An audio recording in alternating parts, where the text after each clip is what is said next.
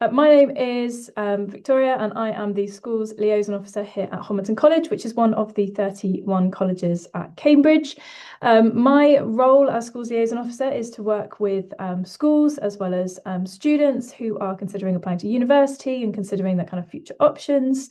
And today's session, and as part of the admissions webinar series, is specifically designed to kind of support you with the kind of application process, specifically for Cambridge, but also lots of this is applicable to other universities as well.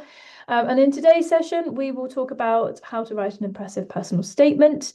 And then we've also got another session in August, which is about interviews and written assessments as well.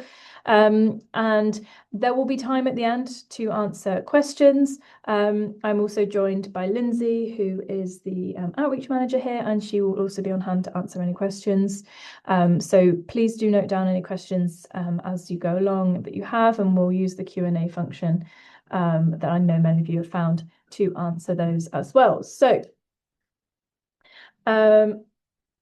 what we are going to cover today is we are going to cover kind of what is UCAS, what is a UCAS application. We're going to talk about some key dates and deadlines, just so that you're aware of the kind of timeline of an application, what you need to do and when. We'll talk about what a personal statement is, how we go about writing it, what it should include, what are supercurricular activities, how do I incorporate them into my application. We'll also give some top tips, talk briefly about the My Cambridge application, which is another thing that you need to be aware of that happens just after the personal statement and UCAS deadline. And then we'll have time for some Q&A at the end.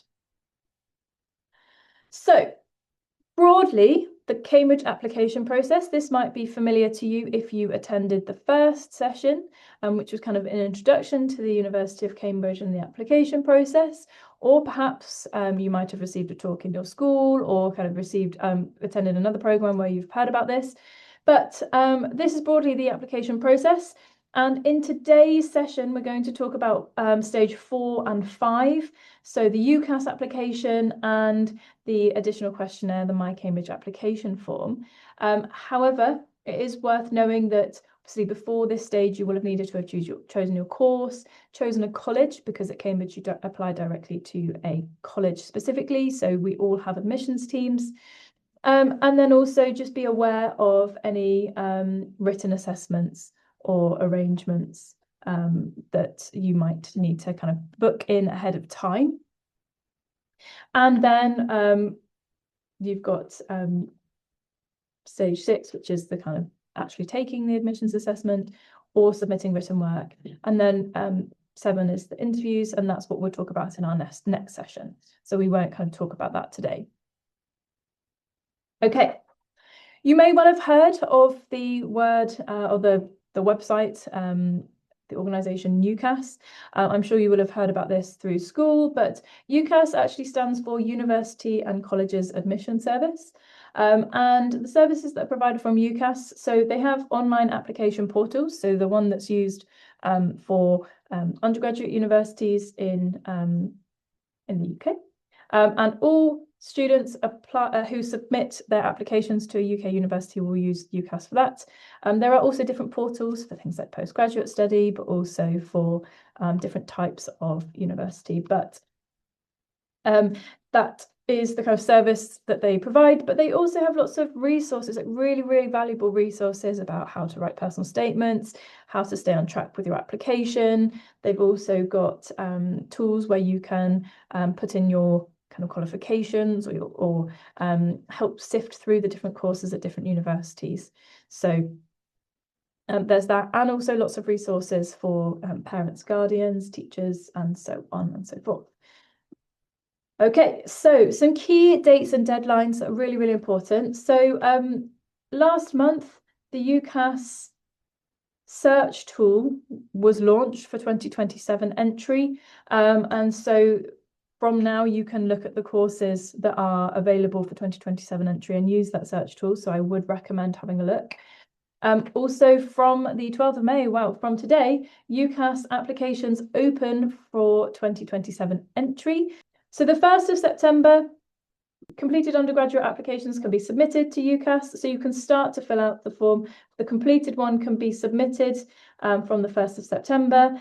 Then on the 15th of October 2026, applications for Oxford, Cambridge, and most courses in medicine and dentistry and veterinary medicine or science should be submitted by 6 p.m. UK time. So that is the earlier deadline for UCAS applications for students, all courses at Oxford and Cambridge, but also specific courses that are listed there.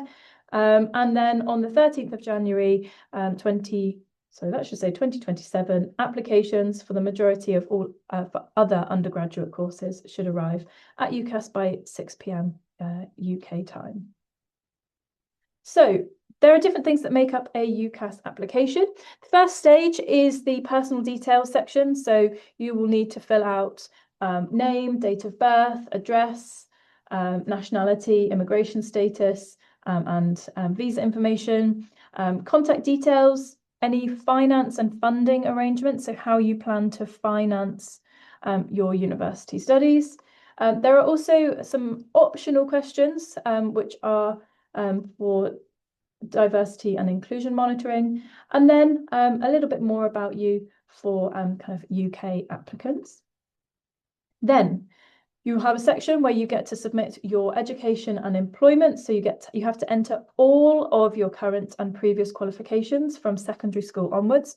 It's really important that I stress the word all, in that even if it is a qualification that you didn't do as well as you'd hoped in, you have to declare it on your application. You'll also have the opportunity to submit any English language test results, any STEP examination results that if you've already got them, any international qualifications, any details of any previous employment, including part-time work, and then some any extra activities as well that you've taken part in. Then the next section is what we're going to talk about today. That's the personal statement. So that is your chance to write about things like your achievements, your interest in your subject, your suitability for the course, but we will talk about this more throughout the session. And then applications are sent to your school, who provide a reference through a teacher referee. This should be an academic referee. And there is an application cost, the fee for submitting a UCAS application, and that currently stands at £34.50, but that means that you can apply for 5 universities, and there is a fee waiver for students who are eligible for free school meals or have been in the last 6 years. So there is funding support for that. So we're not going to talk about this in great depth today. However, it is worth knowing that you do have a teacher reference or a UCAS reference as part of your application. So you write part of it, but then you also get a reference that is written by someone else, usually a teacher or someone within your school. And in that, they will write a bit about the school context. So anything, whether it was selective and what the selection policies are, funding status, performance intake, demographics, kind of progressions of to higher education, and qualifications that are available at your school, and any kind of difficulties that might have been faced. There'll also be the opportunity to talk about applicant specific, so specific things that might have happened in your life that might have impacted your studies, so any extenuating circumstances. And then section 3, the kind of really important bit that will be in all UCAS teacher references, is the comments about the academic performance and potential of the individual applicant. So their chance to explain why you are a kind of good fit for the course, kind of talking about your kind of learning behaviours, your intellectual flexibility, for example, curiosity, analytical abilities, logical reasoning, and so on and so forth. So that is something that you need to be aware of, that is submitted as part of your application. Okay, so the most competitive applications will consider all of these things. At Cambridge, applications are considered holistically, so no one part of the application process is the most important, despite that being a question we get an awful lot from students when we deliver talks. Yes, there are lots of elements that are important. For example, admissions assessments are really important. The personal statement is really important, but they all form the wider application. So the admissions tutors and those that are making those decisions on who to offer interviews for and ultimately who to offer places for are looking for applicants who demonstrate academic ability and potential. They are looking at students who will be able to meet the subject requirements, so who have done the prerequisite A-levels or alternative qualifications, equivalent qualifications that they need to. For example, if there's a specific subject that needs to be studied in order to apply for that specific course.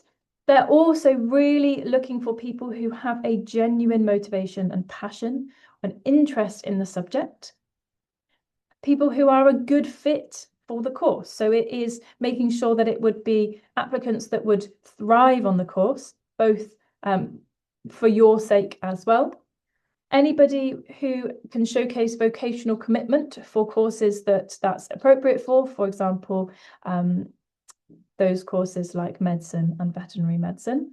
And then also people with an open mind and a willingness to learn new things. So looking at kind of seeing some of those learning behaviours, that kind of curiosity, open-mindedness, criticality, and so on. Okay, so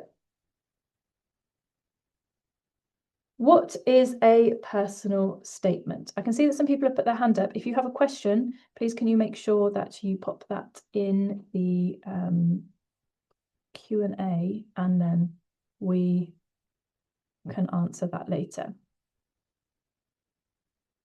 So what is a personal statement? Well, a personal statement is your chance to explain why you want to study your chosen course and also why you would be good at it. A personal statement for UCAS has a set structure and length. This is something that is newer on UCAS, and you have 4,000 characters in total, including spaces, and it is split up into 3 sections with a minimum of 350 characters each. So those 3 sections are split into different questions, question 1, question 2, and question 3. And the aim of the 3-question structure is to support you with kind of deciding how and what to include in your personal statement.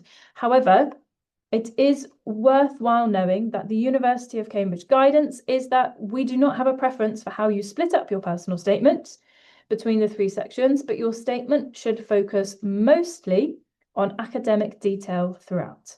And there is more information on that on the Cambridge website. So the 3 questions that formulate the UCAS personal statement are: why do you want to study this course or subject? How are your qualifications and studies? How have your qualifications and studies helped you prepare for this course or subject? What else have you done to prepare outside of education, and why are these experiences useful? So, first steps, how to get started. A key thing that's really important is to explore your subject and kind of, it's like the planning stage, finding out what you're going to talk about and how you're going to talk about that. So you need to decide what is the subject that you're interested in, what is the course that you want to apply for. That's absolutely stage 1. You need to know what you're going to apply for because your personal statement will be tailored to that specific subject. So use university websites to help you if you're unsure. Think about the subjects that you're doing at school. Think about kind of potential career paths that you want to go into, but also you can kind of explore different resources in different subjects. If you're kind of torn between 2, I'd recommend kind of doing a bit of subject exploration to see what is the thing that interests you the most and what do you want to pursue for the next 3+ years of your studies. So for the purposes of today, kind of have a specific subject in mind, even if you're not absolutely sure what you want to go and study, but have something in mind so that you can kind of start to formulate your own ideas about this. So step 1 step two, sorry, after you found what you want to study, you now need to kind of think about why are you wanting to study that? Why are you interested in that? If you think back to the previous slides, a couple of slides ago, it said about those people who are making the admissions decisions are looking for people who have a genuine passion and motivation for studying that subject. So you need to be able to demonstrate that. So you need to have a clear understanding of that yourself in order to be able to explain it clearly. So what has sparked your interest in the subject that you're applying for? And how do you know it's the subject that you want to study? Make sure you have an understanding of what the course involves, because, for example, studying philosophy at one university will look very different from studying philosophy at another university. There will be similarities, yes, but there will be different topics that are explored, and there might be different ways of examination or different ways of teaching. And so you just need to be aware of how that might differ.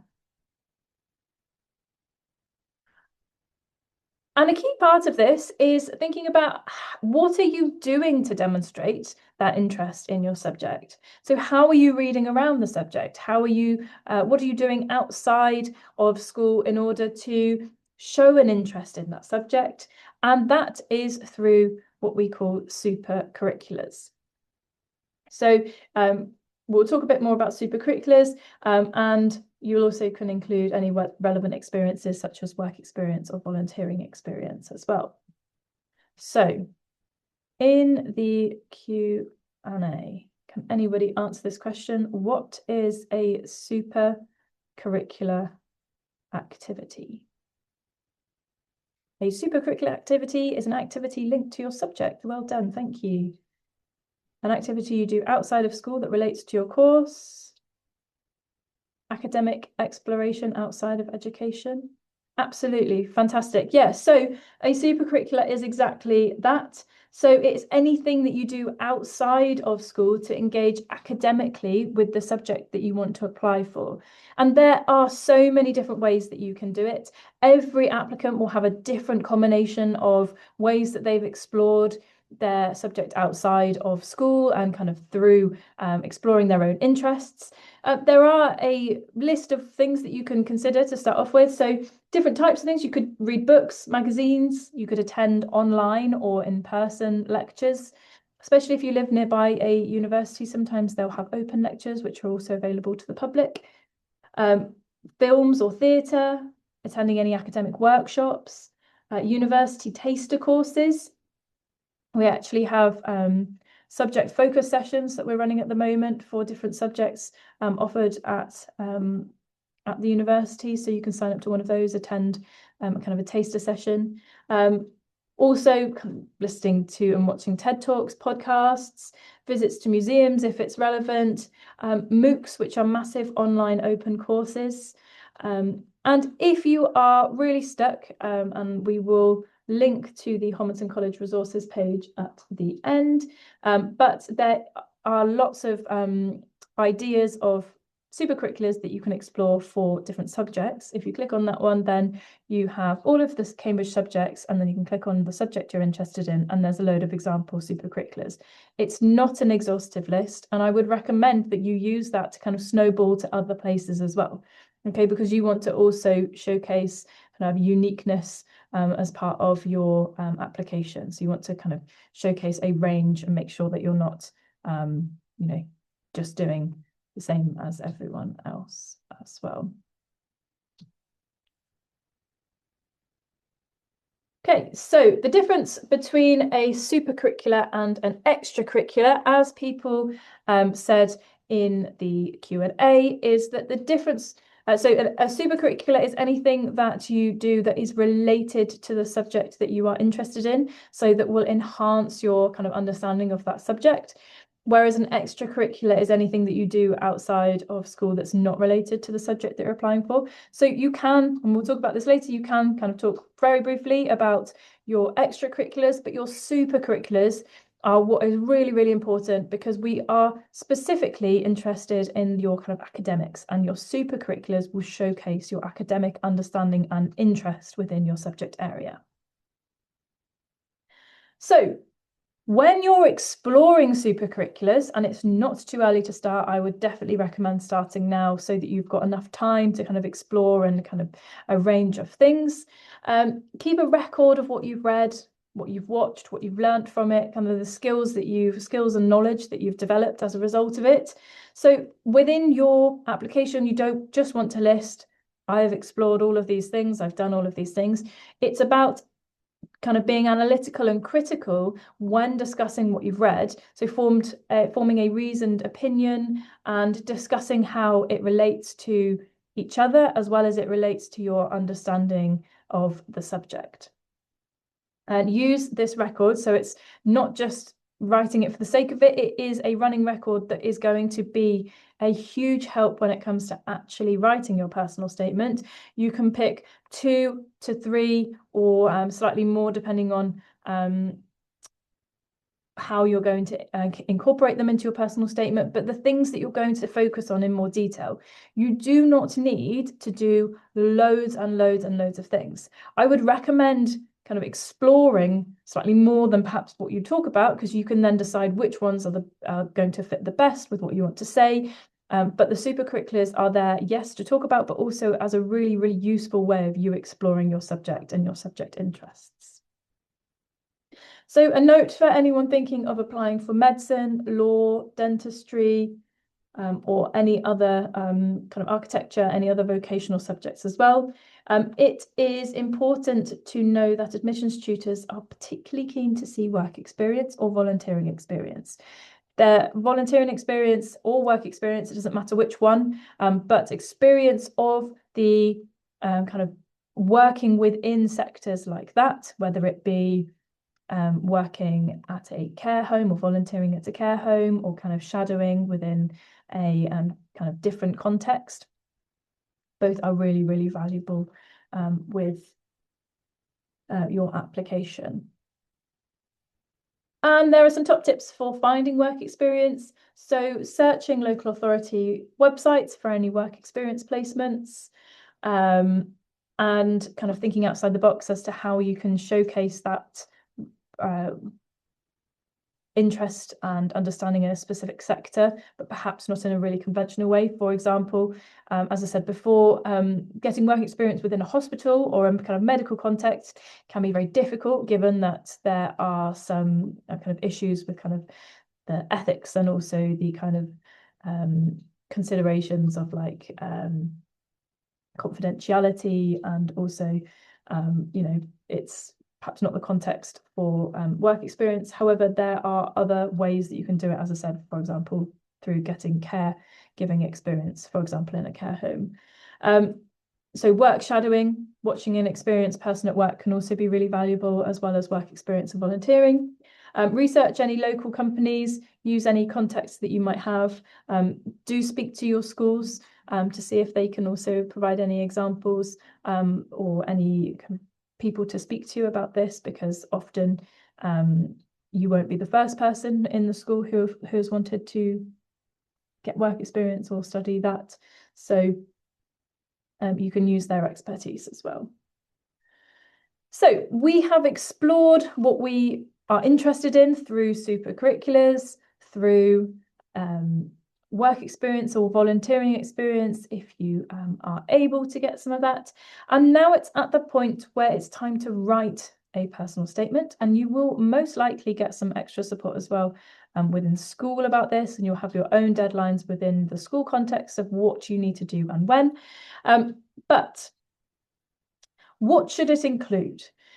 80% of your personal statement should be about the academic content. So kind of your subject that you're wanting to apply for, and why you're interested in it, why you'd be a good fit, how your schooling has prepared you for that, as well as your supercurriculars.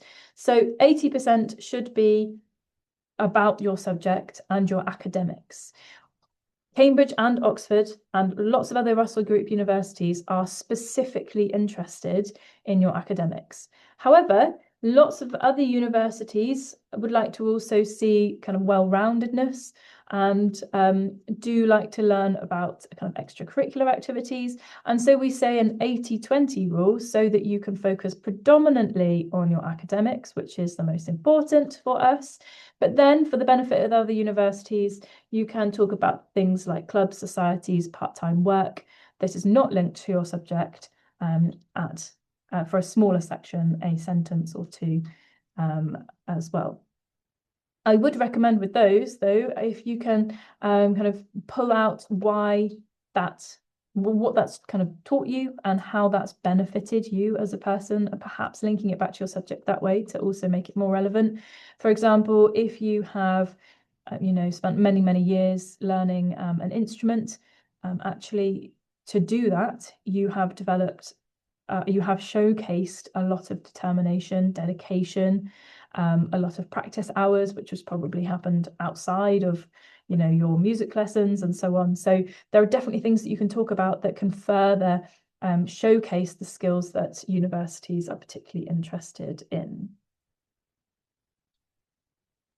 Okay, so back to those questions that formulate the UCAS personal statement. I've had questions in the past. So where are supercurriculars best written about in the new 3-part UCAS personal statement structure? So as I said before, the University of Cambridge don't really mind where and how you split up the different sections. You kind of use your best judgment with that. But there is also no single best place to put your supercurriculars, because it will depend on what the supercurricular is, and many supercurriculars can relate to any of the questions. And so you just need to make sure that you find the best place that you think it could fit. For example, in question 1, why do you want to study this chosen course or subject? Well, that's a really key place for you to mention your subject exploration supercurriculars. So any books that you've read, or kind of TED Talks that you listen to, podcasts that you listen to, and so on, that really showcase your interest. And you can talk about why that has kind of piqued your interest, why that's made you more interested in it, how you've learnt from it, and so on. But then, for example, question 2, how have your qualifications and studies helped you prepare for this course or subject?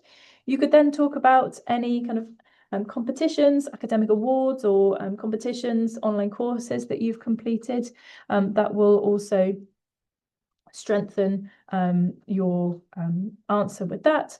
And then also with question 3, what else have you done to prepare outside of education? Of course, that's absolutely a way for you to talk about your supercurriculars.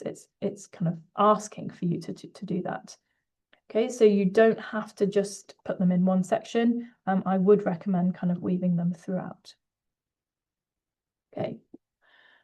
Now, when writing a personal statement, it's really important that you are demonstrating depth rather than breadth. Okay, especially when it comes to supercurriculars. Talk about a couple of things in much greater detail rather than spreading yourself too thinly and then kind of very briefly kind of glancing over certain supercurriculars that you've done. The key thing is about how you write about it, how you engage with those supercurriculars, and how you can showcase the impact that they have had on you or your understanding, and so on. So don't think that you've got to do lots and lots of things. Focus on fewer in much greater depth. The next one is make sure that you do read or do everything that you claim to. Every single year we get applications that come in, and people will say in their personal statement that they have read something or done something.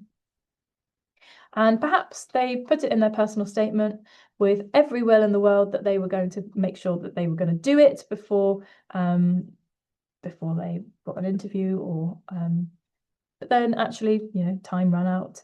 And especially with a university like Cambridge, where we will interview all of the people who will ultimately get an offer. So anybody who's successful at that stage will then be invited for interview. And actually, the interviewer might bring it up in your interview. And so save yourself that awkward moment. Make sure you do the things that you say you're going to do. And if you haven't had time to do it, don't mention it.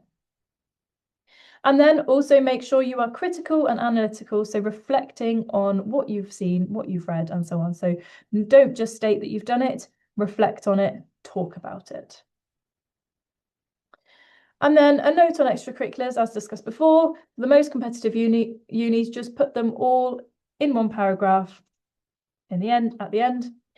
So for example, here you've got an example here, so about being a committed and motivated student, and you've showcased that through specific extracurriculars. So again, this is a great example of how it's kind of taken out the skills that those extracurriculars that have supported you to develop.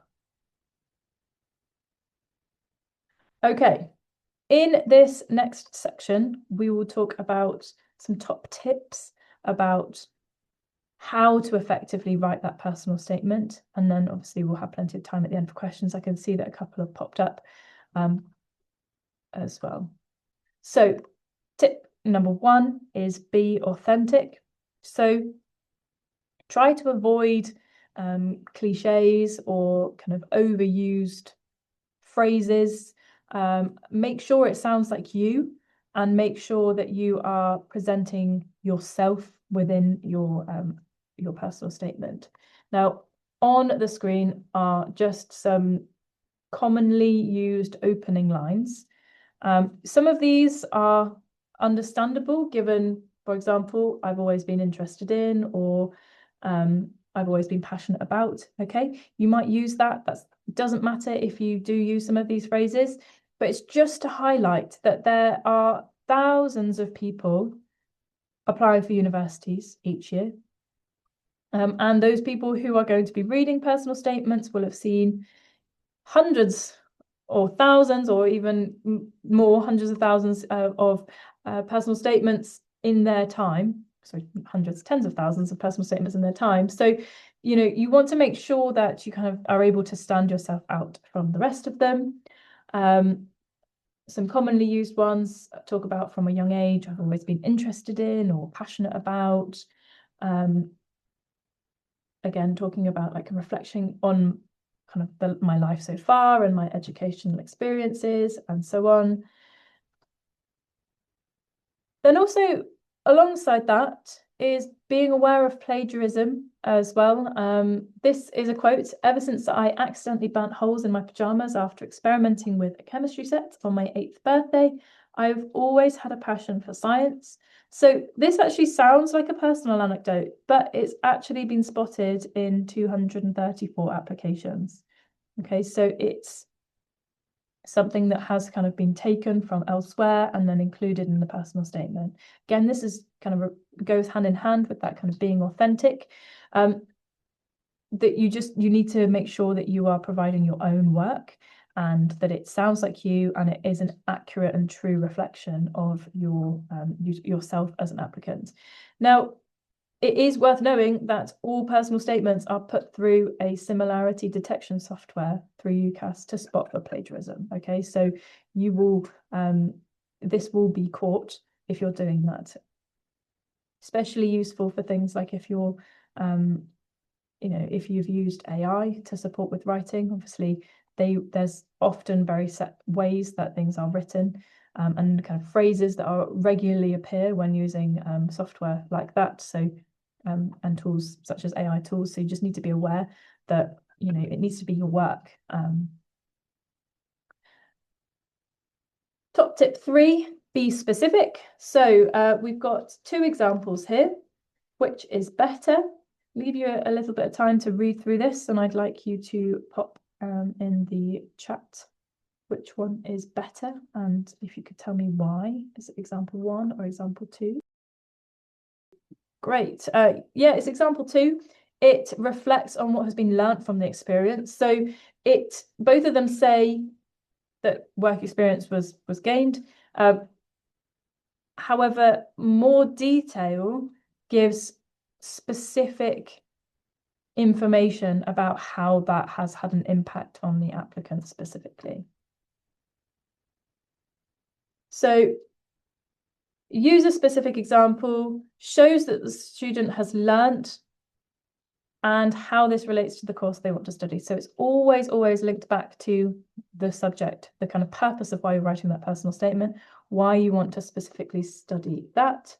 It is worth knowing that this alone, this one sentence, my work experience at Hexham Abattoir, so that sentence alone is not enough.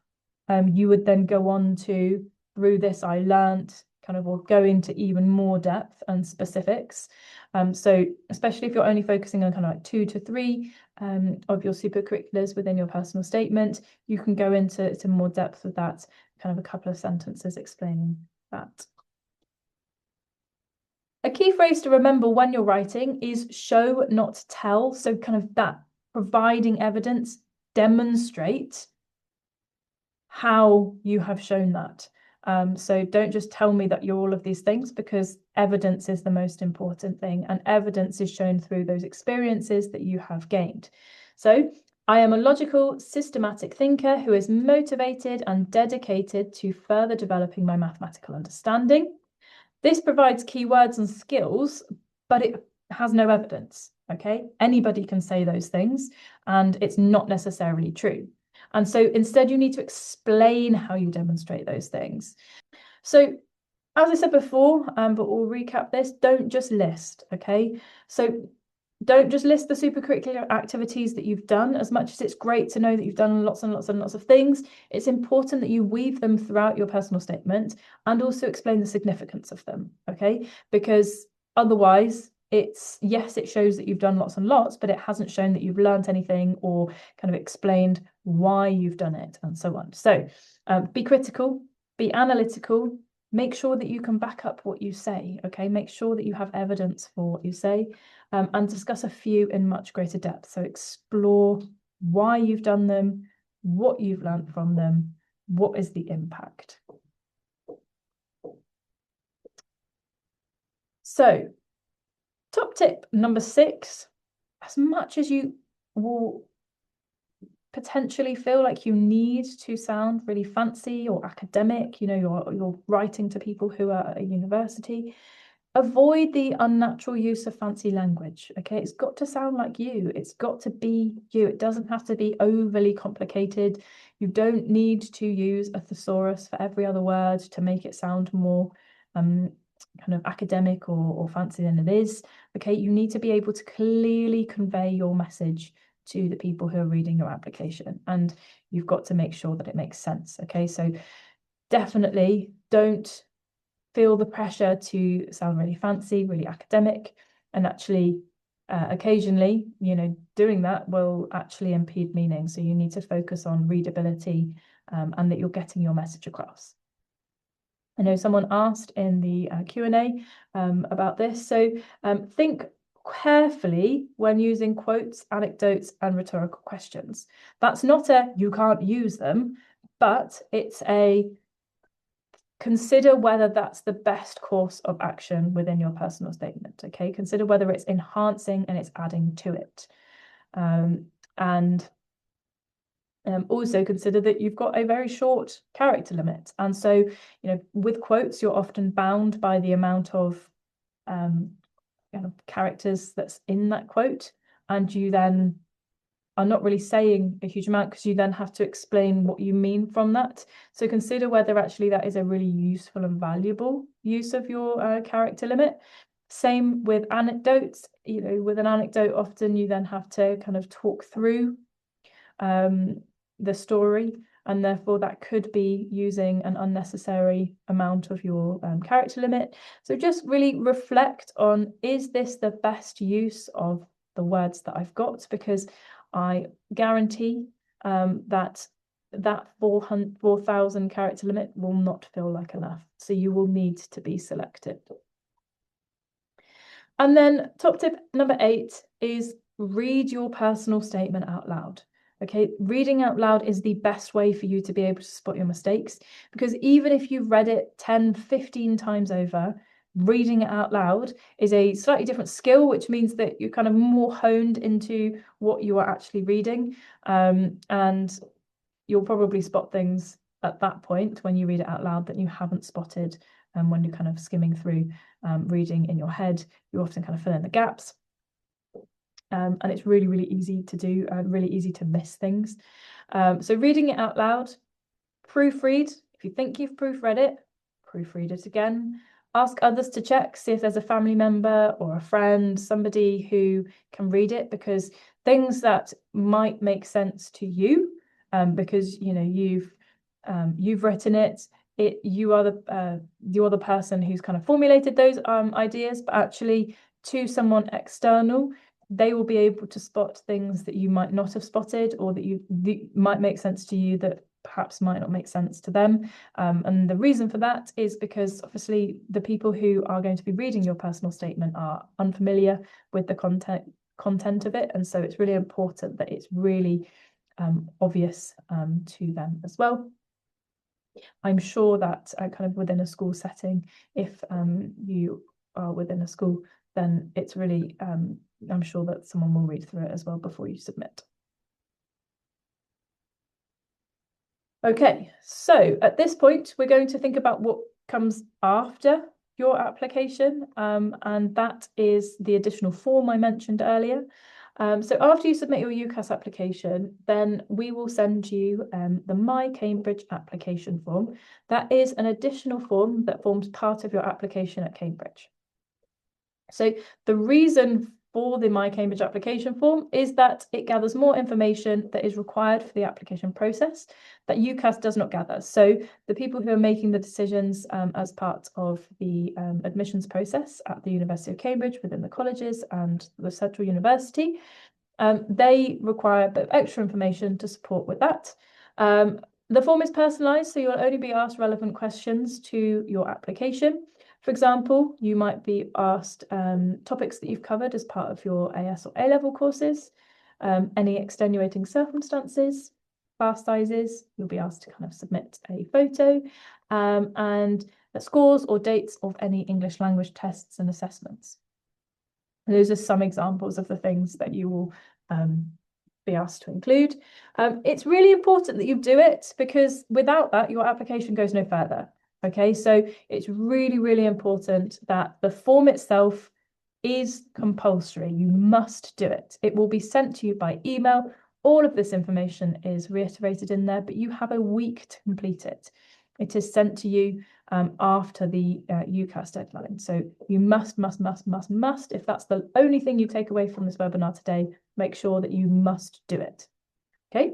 However, and where the confusion lies is that you optionally can add a personal statement as part of it, an extra bit to your personal statement. I'm going to talk about that now. So you have the option of as part of this compulsory form to add an additional personal statement tailored to the course that you are applying for at Cambridge. So that's an extra 1,200 characters for your Cambridge specific statement.